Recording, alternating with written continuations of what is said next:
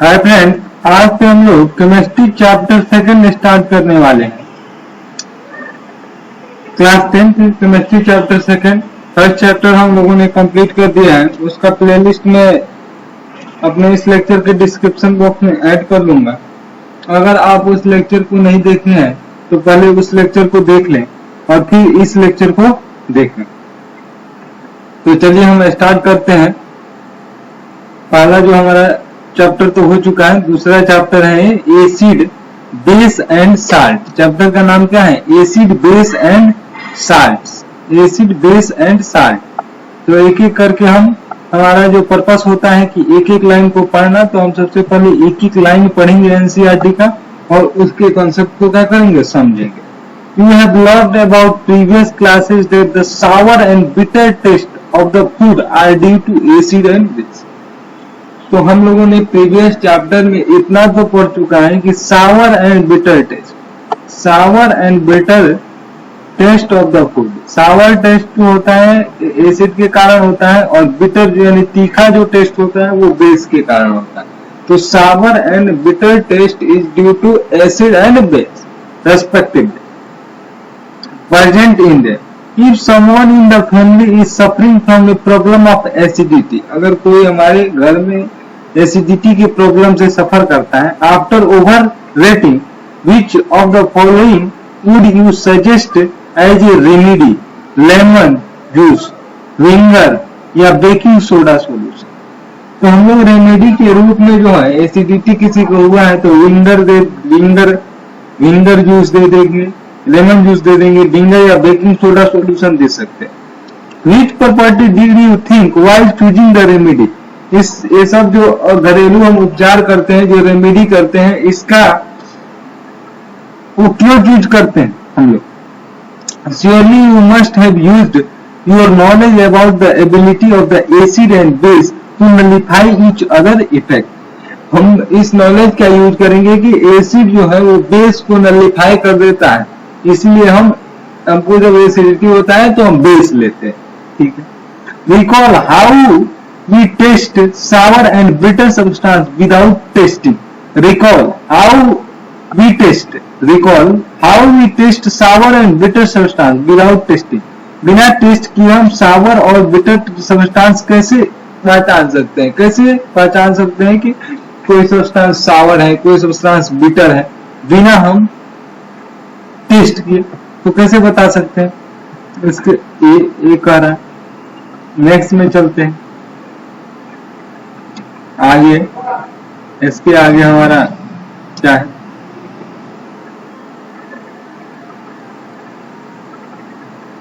चल कह रहा है कि you have already know that acid are sour in taste and change the colour of blue litmus to red. Blue litmus to red हम लोग जानते हैं, ये ऑलरेडी हम पहले से ही जानते हैं कि एसिड जो होगा वो सावर इन टेस्ट होगा, खट्टा होगा। And change the colour of blue litmus to red, blue को रेड करेगा। तो एसिड है तो ए के बाद क्या आता है? बी आता है, और बी के बाद क्या आता है? आर आता है। ए के बाद क्या आएगा? ए के बाद क्या आएगा? बी आएगा, और बी के बाद क्या आएगा? आर आएगा। तो एसिड है, एसिड हो गया हमारा, ए हो गया, ए हो गया, एसिड हो गया। ए हो गया हमारा बी, ठीक है। ए के बाद बी आएगा और बी के बाद क्या आएगा? आर आएगा, ठीक है। तो एसिड में क्या होगा? एसिड जो हमारा है वो एसिड जो है वो हमारा ब्लू लिटमस पत्र को क्या करेगा? ब्लू लिटमस को रेड करेगा। क्या करेगा? ब्लू लिटमस को रेड करेगा, ठीक है। तो एसिड क्या करेगा? हमारा ब्लू लिटमस को क्या कर देगा? रेड कर देगा, ठीक है। वैसे ही whereas base are bitter in bitter, जो whereas base are bitter and change the color of red litmus to blue। तो अब बेस तो एसिड का उल्टा होगा, तो हमको बस इतना याद रख देना है A B R acid, B R यानी रेड, ब्लू को रेड कर दिया, ब्लू लिटमस को रेड कर दिया। तो हम अब ऑपोजिट चलेंगे तो रेड लिटमस को क्या कर देगा? ब्लू कर देगा, red litmus to blue. Litmus is a natural indicator. Litmus क्या है? नेचुरल इंडिकेटर है, इंडिकेट करता है किसी भी चीज का, मतलब एसिड का indicator. Turmeric is another, turmeric यानी हल्दी, turmeric is another such indicator. Turmeric भी क्या है? एक इंडिकेटर है। Have you notice that the stain of A curry on a white cloth become reddish brown when the soap, which is basic in nature, is scrubbed on it। जब हम अगर हमारे शरीर के किसी मतलब हमारे किसी क्लॉथ पे अगर कड़ी गिर गया है और उसको अगर हम सूप से साफ करते हैं तो हम देखते हैं कि वो रेडिश ब्राउन कलर का हो जाता है। तो वो इसी के कारण होता है। वो सोप वो जो हमारा वो नेचुरल इंडिकेटर है, क्या है? हल्दी जो है नेचुरल इंडिकेटर है turmeric. It turn yellow again when the cloth is washed with penalty of water. बहुत सारे वाटर के से अगर इसको धोया जाएगा तो येलो हो जाएगा। You can also use synthetic indicator. कुछ साइंथेटिक इंडिकेटर होते हैं। पहले हमने जो टर्मेरिक का बात किया वो नेचुरल इंडिकेटर है। कुछ साइंथेटिक इंडिकेटर भी होते हैं। साइंथेटिक इंडिकेटर में क्या होंगे? मिथाइल ऑरेंज हो गए, फेनोफिलेथीन हो गए, to test the acid and base. तो एसिड और बेस को टेस्ट करने के लिए मिथाइल ऑरेंज हो गए, फेनोफिलीन हो गए, इसका यूज किया जाता है। ठीक है ना? In this chapter we study the reaction of acid and base. इस चैप्टर में हम बेसिकली एसिड और बेस के बारे का रिएक्शन समझेंगे कि एसिड और बेस एक दूसरे से जब रिएक्ट होता है तो कैसे होता है। In this chapter we study the reaction of acid and base. इस चैप्टर में हमारा मेन मोटो है एसिड बेस का रिएक्शन देखना। How acid and base cancer to each other effect and many more interesting things that we use to see in our day and day life. और हम अपने day और day life में इस चीज से हम लोग यूज थ्रू है, तो इसके बारे में हम देखेंगे। अब चलिए ये हमारा है डू यू नो, क्या आप जानते हैं? Litmus solution is a purple dye. Litmus solution क्या है? पर्पल डाई है which extracted from lichen a plant belonging to the division of thallophyta and commonly use as a indicator. तो lichen से हमारा लिटमस जो होता है, लिटमस सॉल्यूशन एक पर्पल डाई है विच इज एक्सट्रैक्टेड, जो हमारे लाइकिन जो थाइलोफाइटा डिवीजन के हैं उससे हमको एक मिलता। When the litmus solution is neither acidic nor base, its color is purple. The litmus solution, when the litmus solution is neither acidic, जब हमारा litmus solution ना तो acidic होगा और ना ही base होगा। जब हमारा litmus solution ना acidic होगा और ना base होगा तो क्या होगा?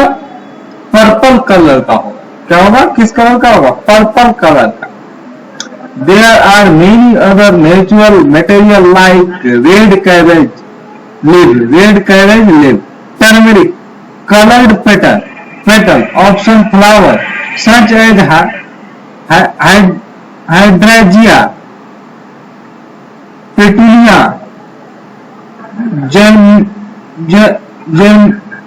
geranium, which indicate the presence of acid or base in the solution। जो भी एसिड और बेस को प्रेजेंट करता है तो ये सब भी इंडिकेटर हो गए। These are called acid base indicator या सिंपली कॉल्ड इंडिकेटर। तो इसको हम लोग एसिड बेस इंडिकेटर भी बोल सकते हैं या सिंपली इसको हम लोग क्या बोल सकते हैं? इंडिकेटर भी बोल सकते हैं। जो एसिड और बेस को बताए तो उसको हम लोग क्या बोल सकते हैं? एसिड बेस इंडिकेटर या इंडिकेटर बोल सकते हैं। ठीक है, आगे चलते हैं। आगे हमारा है कि understanding of chemical property of acid base. हमारा जो एसिड बेस है उसका केमिकल प्रॉपर्टी के बारे में हम लोग को जानना है। तो acid and base in the laboratory, collect the following sample from the science laboratory. Hydrochloric acid, आप लोग जानते हैं कि क्या हाइड्रोक्लोरिक एसिड के बारे में तो आप लोग जानते ही होंगे कि हाइड्रोक्लोरिक एसिड जिसको हम लोग HCl कहते हैं, सल्फ्यूरिक एसिड H2SO4, सबके फॉर्मूला याद कर लीजिए। Hydrochloric acid HCl, sulphuric acid H2SO4, nitric acid HNO3, acidic acid CH3COOH, sodium chloride sodium hydroxide NaOH, calcium hydroxide CaOH2, potassium hydroxide KOH, magnesium hydroxide MgOH2, ammonium hydroxide NH4OH। तो ये सब इसमें कुछ base है जो OH बेस है और कुछ एसिड है।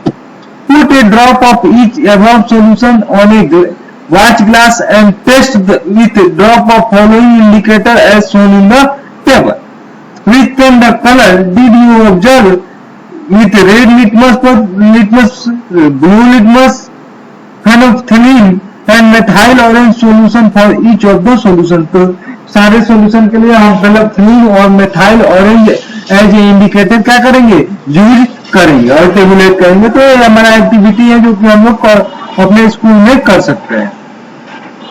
तो हम लोग आगे बढ़ते हैं, ठीक है।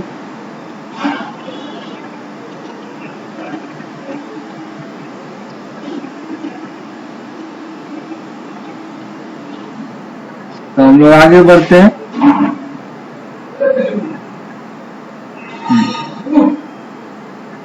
तो इसमें हम आगे बढ़ते हैं। वेनाइला, अब हम कुछ ये देखते हैं। Vanilla onion clove can be used as olfactory indicator on the basis of your observation। Vanilla हो गया, ओनियन हो गया, क्लोव हो गया, ये सब olfactory इंडिकेटर है। अब olfactory इंडिकेटर होती क्या है? olfactory इंडिकेटर जो होते हैं ना, वो आपको नाक से, स्मेल के कारण अगर कोई इंडिकेटर है स्मेल से यूज करते हैं, स्मेल के कारण इसका यूज होता है। तो ये सब इसको हम लोग क्या बोलते हैं, olfactory इंडिकेटर। olfactory इंडिकेटर क्या बोलते हैं हम लोग, olfactory इंडिकेटर, ठीक है। ऑडियो जो चेंज हो जाता है ना, इसके पहले अगर एसिड नहीं यूज किए हैं तो उसके पहले जो ऑडियो होगा और उसके बाद जो ऑडियो होगा यानी स्मेल जो होगा वो चेंज हो जाएगा। तो इसको हम लोग olfactory इंडिकेटर कहते हैं। olfactory indicator are those indicator which smell is change, जिसके स्मेल चेंज होते हैं आफ्टर एसिड और बेस के संपर्क में आने के बाद। उसके अगर स्मेल चेंज हो जा रहे हैं तो उस इंडिकेटर को हम क्या बोलेंगे, olfactory इंडिकेटर। olfactory इंडिकेटर बोलेंगे। आप लोग को क्या करना है, याद रखना है, ठीक है। आगे चलते हैं हम।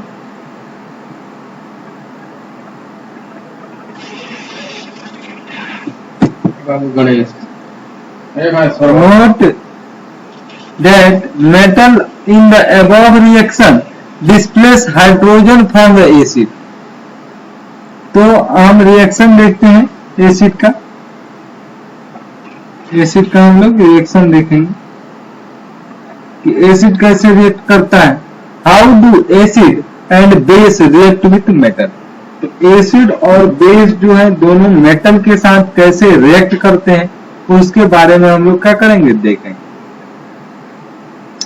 तो देखिए एसिड जो है मेटल के साथ रिएक्ट करता है। एसिड क्या करता है, मेटल के साथ आपको क्या करता है, रिएक्ट करता है और क्या बनाता है, साल्ट और हाइड्रोजन। तो ये आपको याद रखना है कि एसिड मेटल के साथ रिएक्ट करेगा तो क्या बनाएगा, साल्ट बनाएगा और हाइड्रोजन बनाएगा। अब चलिए इसका एग्जांपल देख लेते हैं। अब एक एसिड है, एसिड जब है मेटल के साथ रिएक्ट करेगा, एसिड किसके साथ रिएक्ट किया, मेटल के साथ रिएक्ट करेगा तो ये क्या बनाएगा, salt plus hydrogen, salt plus hydrogen, salt plus hydrogen, ठीक है, salt plus hydrogen. Can you right the equation of the reaction, you can observe, ठीक है। तो यहाँ पे क्या है, 2NaOH plus Zn, Na2ZnO2 plus H2. You find that the hydrogen is formed in this reaction. However, such reaction is not possible with all metal. तो ये सारे मेटल के साथ पॉसिबल नहीं है। तो एसिड जो है हमेशा मेटल से जब भी रिएक्ट करेगा तो साल्ट बनाएगा और साथ साथ हाइड्रोजन भी क्या करेगा, बनाएगा, हाइड्रोजन गैस बनाएगा। ठीक है, अब चलिए एसिड का दूसरा रिएक्शन देखते हैं हम। Acid, how do metal carbonate and metal hydrogen carbonate react with acid. अब हम देखेंगे कि मेटल का कार्बोनेट और मेटल का हाइड्रोजन कार्बोनेट जो है वो एसिड के साथ कैसे रिएक्ट करता है। ठीक है, तो आगे देखते हैं हम मेटल का कार्बोनेट और मेटल का हाइड्रोजन कार्बोनेट। ठीक है,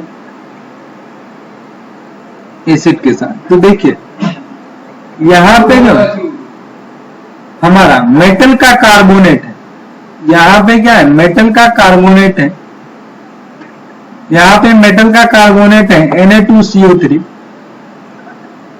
एसिड से अभिक्रिया किया, एसिड से अभिक्रिया किया, साल्ट बनाया, साल्ट बनाया, H2O बनाया और CO2 बनाया।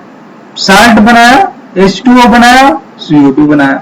फिर हाइड्रोजन कार्बोनेट जो है, कार्बोनेट हाइड्रोजन कार्बोनेट अभिक्रिया किया तो क्या बनाया, साल्ट बनाया, H2O बनाया एंड CO2 बनाया।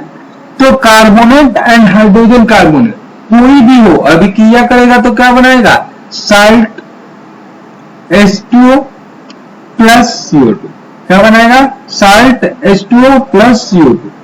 पहले हमने देखा था कि एसिड जो है,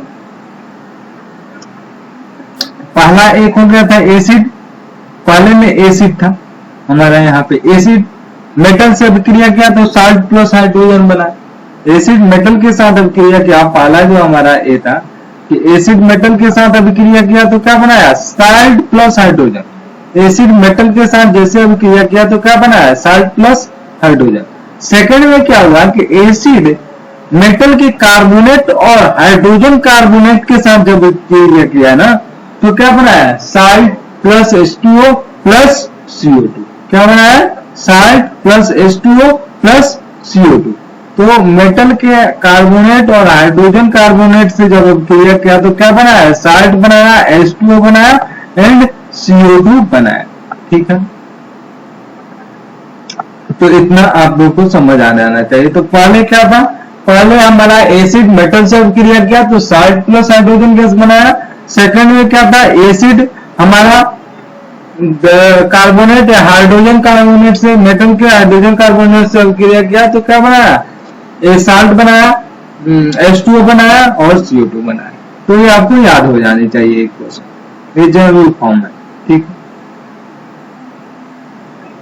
ठीक, यानी यहाँ पे दिया भी है, यहाँ पे क्या है, दिया भी है, तो आप इससे याद कर सकते हैं। ये हमारा ए जो इक्वेशन है इसी पे सारे इक्वेशन बैठेंगे। तो ये हमारा मेटल कार्बोनेट होगा या मेटल हाइड्रोजन कार्बोनेट होगा। जब एसिड से रिएक्ट करेगा तो salt, carbon dioxide and water बनेगा। तो मेटल कार्बोनेट जो है या मेटल हाइड्रोजन कार्बोनेट, दोनों में से कोई भी हो, जब ये साल्ट से अभिक्रिया करेगा, जब ये क्या करेगा, साल्ट से अभिक्रिया करेगा यानी रिएक्ट करेगा तो क्या बनाएगा, एसिड, मेटल कार्बोनेट या मेटल हाइड्रोजन कार्बोनेट जब भी एसिड से अभिक्रिया करेगा तो क्या बनाएगा, साल्ट बनाएगा, कार्बन डाइऑक्साइड बनाएगा और वाटर बनाएगा। ठीक है, इतना तक हो गया। पहला हो गया था एसिड किसके साथ अभिक्रिया किया था बच्चों, एसिड पहला में किसके साथ अभिक्रिया किया था, मेटल्स के साथ। दूसरे एसिड मेटल के कार्बोनेट और हाइड्रोजन कार्बोनेट के साथ अभिक्रिया किया। तो ये दोनों हम लोग का पूरा अच्छी तरह कंप्लीट हो गए। अब चलिए नेक्स्ट में चलते हैं कि how do acid and base react with each other. Acid और बेस जो है एक दूसरे के साथ कैसे रिएक्ट करते हैं। एसिड है और बेस है वो एक दूसरे के साथ कैसे रिएक्ट करते हैं। तो अब इसका भी एक याद रख लीजिए कि एसिड प्लस बेस, एसिड और बेस मिलेंगे तो न्यूट्रलाइजेशन होगा, एसिड बेस न्यूट्रलाइजेशन रिएक्शन होगा। यहां दिया है ना, the reaction between the acid and base to give salt and water is known as neutralization reaction. Acid और बेस जब साल्ट एंड वाटर से अभिक्रिया करता है तो उसको हम लोग क्या बोलते हैं, न्यूट्रलाइजेशन रिएक्शन, यानी न्यूट्रल हो जाएगा। अब साल्ट जो होगा न्यूट्रल हो जाएगा, न्यूट्रलाइजेशन रिएक्शन। तो बेस प्लस एसिड बनेगा एसिड मिलेगा तो क्या बनाएगा, साल्ट बनाएगा और प्लस वाटर बनाएगा। क्या बनाएगा, साल्ट बनाएगा प्लस वाटर बनाएगा। क्या बनाएगा, साल्ट बनाएगा प्लस वाटर बनाएगा। यहाँ पे बेस है NaOH, एसिड है HCl, क्या बनाया, साल्ट बनाया और प्लस वाटर बनाया। तो ये आपको थर्ड भी याद होना चाहिए कि acid plus base is equal to salt plus water. तो फिर से एक बार हम लोग रिकॉल कर लेते हैं। पहला क्या था, एसिड मेटल के साथ रिएक्ट करता था तो साल्ट प्लस हाइड्रोजन गैसेज बनाता था। एसिड कार्बोनेट, मेटल के कार्बोनेट या बाइकार्बोनेट के साथ क्या करता था तो salt plus H2O plus CO2 बनाता था। अब क्या है कि एसिड बेस के साथ अभिक्रिया करता है तो इसको न्यूट्रलाइजेशन रिएक्शन कहते हैं, और ये क्या बनाता है, साल्ट बनाता है और H2O बनाता है। बात खत्म, यहां तक तो हो गया। अब reaction of metallic oxide with acid, और मेटल के ऑक्साइड के साथ एसिड का जो रिएक्शन होता है उसके बारे में हम लोग पढ़ेंगे। किसके बारे में पढ़ेंगे, मेटल के ऑक्साइड के साथ हमारा एसिड का रिएक्शन होता है उसके बारे में। तो चलिए ये भी देख लेते हैं। मेटल के ऑक्साइड से एसिड का रिएक्शन जो होता है उसके बारे में देख लेते हैं। तो देखिए हमारा जो मेटल का ऑक्साइड है, मेटल ऑक्साइड एसिड से रिएक्ट करेगा तो साल्ट प्लस वाटर बनाएगा। क्या बनाएगा, साल्ट प्लस वाटर। मेटल का ऑक्साइड एसिड से रिएक्ट किया तो साल्ट प्लस वाटर बना। अब चलिए हमने अभी पढ़ा था मेटल ऑक्साइड एसिड से रिएक्ट किया तो क्या बनाया, साल्ट प्लस वाटर बनाया। अभी मैंने क्या पढ़ा था, अभी 1 मिनट पहले जो हमारा रिएक्शन हुआ था उसमें ए लिखेंगे मतलब एसिड, एसिड प्लस बेस। अभी पढ़े थे ना कि एसिड प्लस बेस रिएक्शन होगा तो उसको क्या बोलेंगे, न्यूट्रलाइजेशन रिएक्शन बोलेंगे। क्या बोलेंगे, न्यूट्रलाइजेशन रिएक्शन बोलेंगे। एसिड प्लस बेस बनाता था क्या क्या, salt plus water, salt plus water. ठीक है, अब चलिए अब मेटल ऑक्साइड एसिड के साथ अभिक्रिया कर रहा है। मेटल ऑक्साइड किसके साथ अभिक्रिया कर रहा है, एसिड के साथ। अब हम इसको, ये दोनों इक्वेशन को हम लोग क्या करते हैं, एक दूसरे से कोरिलेट करते हैं। और मैं थोड़ा आपको बताता हूं, कोरिलेट करता हूं, इसलिए मैं एकदम इसको अरेंज करके लिखना चाहता हूं। एसिड प्लस बेस लिखे या बेस प्लस एसिड लिखे तो बात तो सेम ही है। तो बेस प्लस एसिड मिलता था तो क्या बनाता था, साल्ट प्लस वाटर। अब देखिए, अब मैं जो बताना चाहता हूं वो देखिए, ये एसिड है, ये एसिड है तो यहाँ एसिड है। ठीक है, एसिड है ना, यहां तक तो कोई समझने की दिक्कत नहीं ना। ठीक है, ये एसिड है तो ये एसिड है। अब चलिए, ये साल्ट है तो इधर भी क्या बना है, साल्ट बना है। ये वाटर है तो इधर भी वाटर बना है।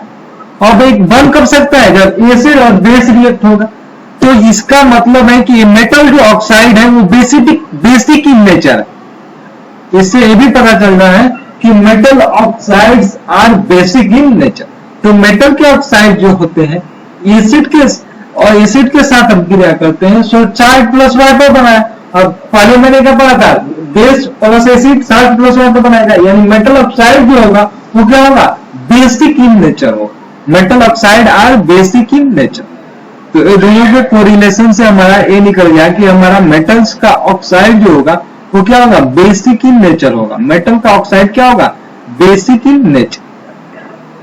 अब चलिए reaction of non metallic oxide with acid. अगर नॉन मेटालिक ऑक्साइड का एसिड के साथ रिएक्ट होगा तो नॉन मेटालिक ऑक्साइड का एसिड के साथ जब भी रिएक्ट होगा तो नॉन मेटालिक ऑक्साइड जो होते हैं वो बेस एसिडिक इन नेचर होते हैं।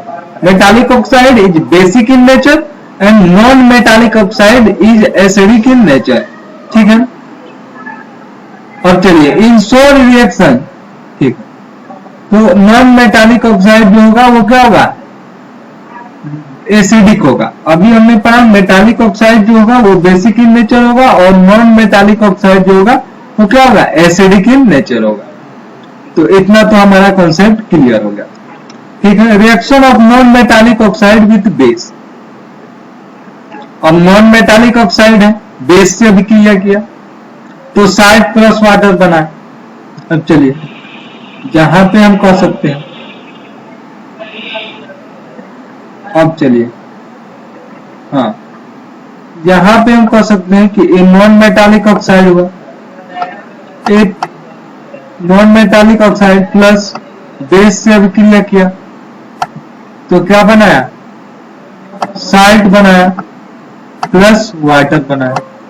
अब हमको पता है कि एसिड और बेस अभिक्रिया करेगा, acid plus base salt plus water, यानी ये नॉन मेटालिक ऑक्साइड जो होगा वह एसिडिक इन नेचर होगा। तो ये आपको ये याद रखना है कि metallic oxide are basic in nature while non-metallic oxide are acidic in nature, ठीक है ना। Metallic oxides are basic in nature जबकि non metallic oxide are acidic in nature, ठीक है ना। थैंक यू दोस्तों, आज हम लोग यहीं तक रहने देते हैं। नेक्स्ट लेक्चर में हम लोग इससे आगे भी पढ़ेंगे। तो हमारे चैनल जो कंसेप्ट पॉइंट है उसको सब्सक्राइब करें, लाइक करें, शेयर करें। आपके फिजिक्स के 4 चैप्टर मैंने करा दिया है, 1 चैप्टर बाकी है वो भी मैं करा दूंगा। केमिस्ट्री के सीरीज चल रहे हैं, केमिस्ट्री के भी 1 चैप्टर हो गए हैं। तो साइंस के सारे पोर्शन कराए जाएंगे और जैसे टाइम मिलेगा मैथ्स भी कराया जाएगा। तो चिंता की कोई विषय नहीं है, सारे सब्जेक्ट कराए जाएंगे इस चैनल पे। तो इस चैनल से जुड़े रहिए और चैनल का लाभ उठाइए। थैंक यू दोस्तों।